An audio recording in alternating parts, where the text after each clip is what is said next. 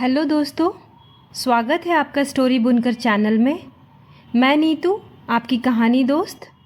और आज की कहानी है लापता सुंदरी। जिस रात सुंदरी खो गई उसके अगली सुबह अरुमनूर पुलिस थाने से ठहाके सुनाई पड़े। हा हा हा हा, भाई भैंस का नाम सुंदरी कौन रखता है? इंस्पेक्टर गोपी जोर से हंसा। केवल दो ही लोगों को यह सारा मामला हंसने वाला नहीं लगा। एक तो थी तिसम्मा, जिसकी प्रिय भैंस सुंदरी खो गई थी, और दूसरी थी अरुमनूर थाने की नई सिपाही जिंसी जोस, जो तुरंत ही सुंदरी को ढूंढने के काम में लग गई। तो बताइए जरा सुंदरी के बारे में, जिंसी ने कहा। पहली बात तो यही है कि वह सुंदर है, तिसम्मा ने कहा। सचमुच वह रास्ता जाम कर देने वाली है। जब सुबह उसे दूहा जा रहा होता है तो वह चाहती है कि रेडियो पर उसे पश्चिम शास्त्रीय संगीत सुनाया जाए। जब वह चल रही होती है तो उसे बॉलीवुड संगीत सुनना पसंद है। जब वह पानी में लोटपोट होती है तो उसे सुनने के लिए चाहिए मधुर मलयाली गीत। यही तो है उसके अपने नियम कायदे, सुंदरी जो है। और रात में वह हमेशा शांत संगीत की धुनें सुनते हुए सोती है। वाह, संगीत की कैसी बेहतरीन पसंद है, जिंसी ने सोचा। जिंसी ने तय किया कि वह गांव जाकर लोगों से पूछेगी कि किसी ने सुंदरी को देखा है क्या। उसने थोमाचंद से पूछा, लेकिन उसने सुंदरी को नहीं देखा। माफ़ करना, मैं किसी सुंदरी वुंदरी को नहीं जानता, और सच कहूँ तो भैंस मुझे पसंद नहीं। भाई मैं तो अपनी गाय चंदकुटी को ही पसंद करता हूँ। वह भैंसों की तरह कीचड़ में लोट पोट भी नहीं करती।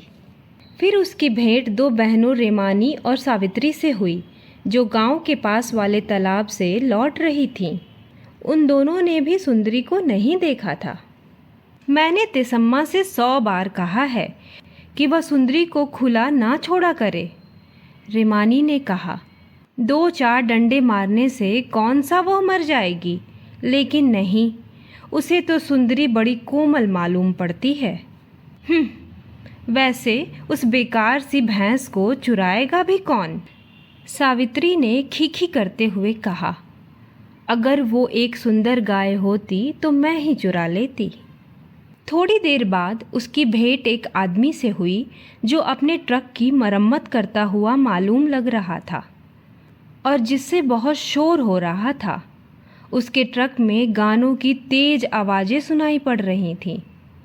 जिंसी ने तेज आवाज़ में पूछा, सुनिए, आपने एक काली सुंदर भैंस को इधर उधर भटकते देखा है क्या?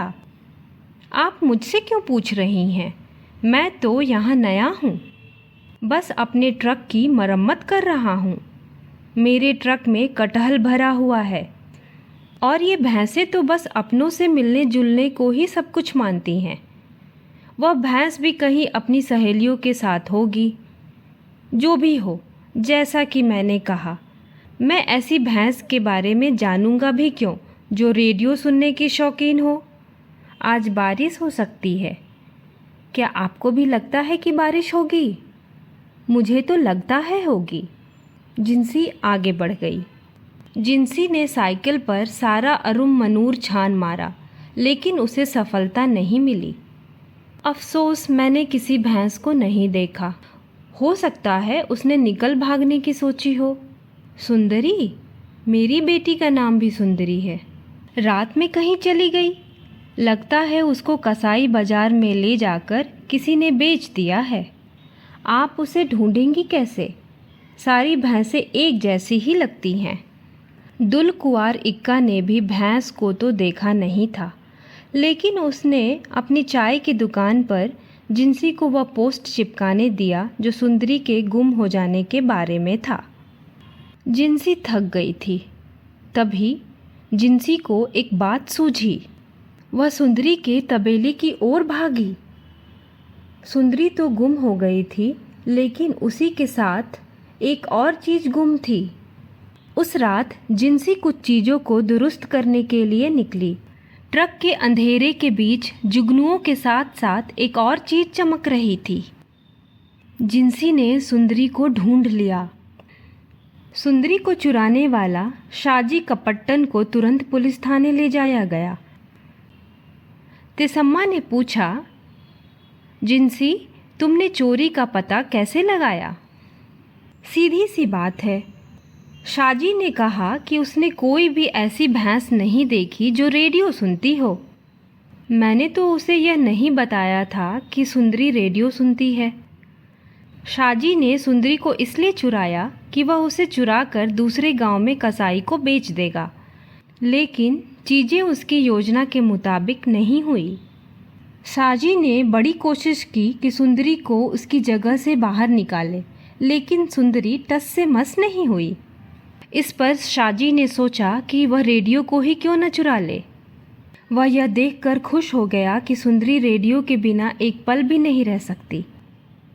ज्यों ही वह रेडियो लेकर चला, सुंदरी उसके पीछे पीछे चल पड़ी और जहाँ ट्रक मरम्मत के लिए खड़ा था वहाँ तक पहुँच गई। तिसम्मा सुंदरी को पाकर खुश हो गई। इंस्पेक्टर गोपी ने कहा, भाई मानना पड़ेगा, सुंदरी सचमुच सुंदरी है।